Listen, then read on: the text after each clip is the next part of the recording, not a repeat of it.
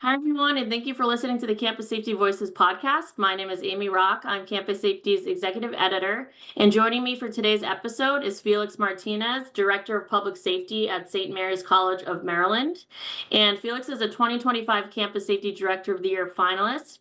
Our program is now in its 18th year, and we recognize leaders in hospital, university, or school security, law enforcement, or emergency management.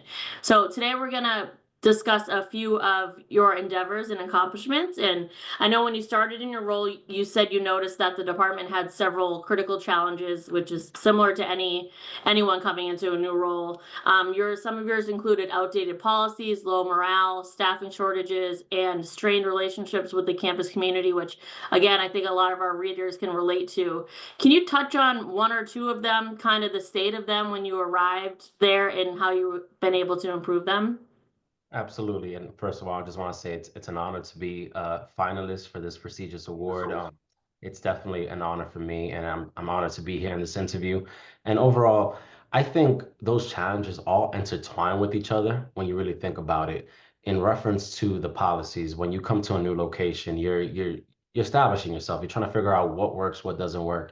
And one of the things I noticed here is that our policies were not as detailed as they should be. There was a lot of missing policies. Not saying that it was completely outdated, but there's a lot of things that had to change. So that's one of the first things I went to battle for. We went with Lexipol. We used them to reestablish our policies, all 179 of them.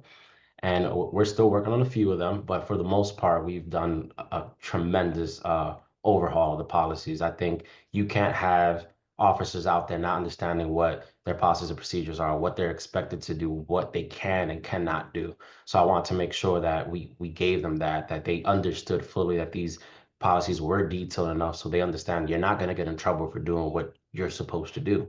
But if you don't have that in the forefront, officers are going to be reluctant to do a lot because we were an unarmed department. Now we are a hybrid model, so it's unarmed and armed department. So there came that's a major change that had to come with major changes to policies, understanding what is the role of our SPOs, our special police officers, and what is the role of the public safety officers, and what can and cannot do during these situations.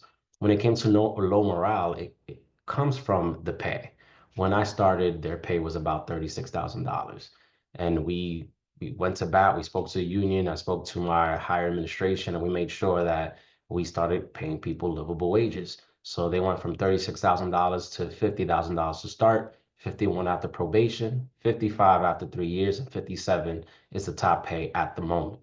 We'll be renegotiating in the future, but that is a much more livable wage. Our special police officers start at 60,000. So it is much more feasible, especially now with everything going up. We wanted to make sure that they were getting what they needed. And that increased the morale because they saw that I was fighting for the change in policies. So I'm fighting for them. They got a higher increase in pay. That is what they want to see. They want to see a leader that's going to come in here and fight for them. And that's what I believe my role is. I'm an advocate for my officers. I'm not like the chief. We know what my responsibilities are, policy management, operations, but my role in the department is to be the advocate for my officers. And I believe that's what I'm doing. And in reference to community engagement, I love community policing. My dissertation is on the influence of the community policing model in predominantly Latino neighborhoods. Everything I've done in every department I've worked at has been community policing. I think the police are the community are the police. That's a Pelian principle that I stand by every day. If you don't have that relationship with people, then what are you going to expect from your community? They're not going to trust you. So I tell everybody my biggest quote is, don't my uniform pays the bills, my character is who I am. So don't judge me by my uniform, judge me by my character. And that has grown. So we've done kickball events with the students. We've done coffee with the chief. We're about to do coffee with the advisory board that I created that has student, faculty, and staff. We're about to do a barbershop talk with students. So get free haircuts. We'll pay for it. Just come over here, have a conversation with us. And it's a different kind of vibe, giving them what they want to see. You have to know you need to know your community, right? If you don't know your community, how can you help your community? You have to understand what makes them tick? And these are the little things. These are students that want to look, as they say, fresh at all times. So why not have that one-on-one with them and give them that barbershop talk. And I just feel like with those little things, going to SGA meetings, going to different events on campus, it's really shown them that we're here as a resource as opposed to just being uniformed officers. That's not what we're about. We're a co-curricular section of your educational experience, and that's what I want to be. It's the first I've heard of a barber setting. That's amazing. I love hearing like you. Some of them everyone has to do, like coffee with the chief or some iteration of it. It's important, but I like hearing about the unique ones. That's awesome. We're trying to change it up here little by little. And like you said, you can't just like one influences the other. It's kind of like with public safety. You can't just focus on one thing. Like you can't say, oh, we have video cameras and expect everything to be safer. And same with addressing any deficits within your department. You can't just address one and expect it to fix everything. So, You have to adapt real mhm. quick, understand where the issues are, and just adapt to the challenge and face it forefront. And that's one thing. I'm a New Yorker through and through, and that's one thing you had to adapt in New York at all times. And I'm trying to bring that over here. And you have to adapt because every new group of students brings in a different background, different, especially with COVID, they bring in different challenges because if you freshmen this year were in eighth grade or maybe ninth grade and their lives were completely flipped upside down during a really transformative time. So every freshman group that you get in, you have to adapt to that as well. And that's why being, upfront with them, meeting them when before anything pops off. One of the things we're trying to do this year is meet us before you need us, right? So let them know who we are, what are we here for, what can we do for you, and let them see us in a different light. We're human beings at the end. So when you start putting yourself out there, you'll understand what makes them tick, what they like, what they don't like. Get those surveys, get those feedbacks from people, emails, calls, whatever the case may be. You'll see what works for them and then try to intertwine it to your operation and go from there. Absolutely. And now I know one other big initiative that you undertook was you had mentioned this briefly, transitioning the department from an unarmed model to a hybrid one with both armed and unarmed officers. What were some of the challenges you faced in doing this? I'm gonna guess you got some pushback and kind of how were you able to overcome them? I think pushback is an understatement. There was a lot of pushback, and I think the big word, and I think this is in academia, it's transparency. Being transparent with your community and explaining to them why you're making such a major change, why it's needed, and how does it affect them, how does it help them, and being realistic with what's going on in the world. We're not saying that people are bad, but there are bad people, and there's people that do harm. We don't want an active shooter event, God forbid, here on the campus, and we're ill prepared, right? We want to be the ones. If something was to happen, we're ready to go. We have the tools we need, and all a weapon is a tool. For me, 99% of all my cases, from being a correctional officer, police officer, campus police sergeant, and now director, verbal judo was my number one tool. If you know how to talk to people, 9 out of 10 times, you can clarify, you can figure out your situation. But there is that 1% where you might need the weapon. And we don't want to have more lives lost because we're waiting for a response from our external partners. And this is a big county, and we have a staffing shortage throughout the country. So why wait when we can handle business ourselves? And I think once people started seeing that we were out there talking about it more, explaining what what is the purpose of the weapon and how it's going to be used and who's responding to certain calls, making them alleviating that stress, that unneeded stress that they might have. Like, I want them to understand our operation for what it is and not for what, the media might portray it to be. And I think after speaking to so many people, and I mean so many people, all these different events, I think we're at a point where most people want the weapons. One of the initiatives we're undertaking this year is that we're going to have students come to our in-service, and they're going to be the actors and let the students see how we're going to respond to these types of calls for service and break it down on them. This is why we're doing this, and this is the policy, and this is how this works, so that there's more transparency. They understand it. And then I'm going to flip it on them. We're going to have another day where the students are the officers and the officers are the students. So giving them that real world experience. Okay, now I'm it. I'm him at this point. So now I got to go to this call for service. How are you going to react? And giving them that realistic environment so that they understand it more so because if you're put in that situation, you understand it more than just hearing about the situation.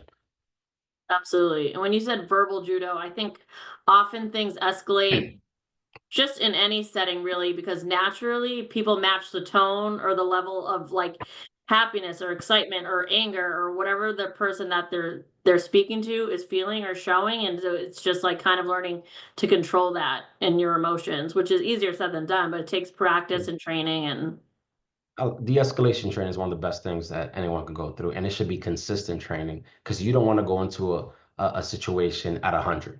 There's no need. You're there to de-escalate the situation. You're there to keep your composure and try to handle the call for service the way it's supposed to be handled. And yes, it is harder. It's easier said than done, but it's definitely doable. And I think you just have to be authentically you. You don't have to change when you're in this uniform. You just have to be yourself and just show people that this you're here to help. Let's handle this call for service and know how to code switch. You have to know, again, who are the parties involved. There's a certain way you're going to speak to juveniles and you're going to speak to somebody else of an older age. Why? Because code switching is important. It's an important aspect of policing in this day and age because you'll have more respect when you're authentically you than being a robot. So it's something you just got to practice and it'll work out for you. yeah, and I think, like you said, being yourself, it made me think it's so important and more commonplace now for police departments. They're letting, officers wear their hair the way they like their facial hair the way they want. They're not making them look military, like shaved head or like clean shaven face. It's you want to match obviously the community. You know this stuff, but match the community that you serve as well as you can. Absolutely, because you don't want to be ostracized. You don't want to be ostracized. We're human. When I take off this uniform, we're human beings. So you be you, I be me. Let's respect each other and let's do what we got to do.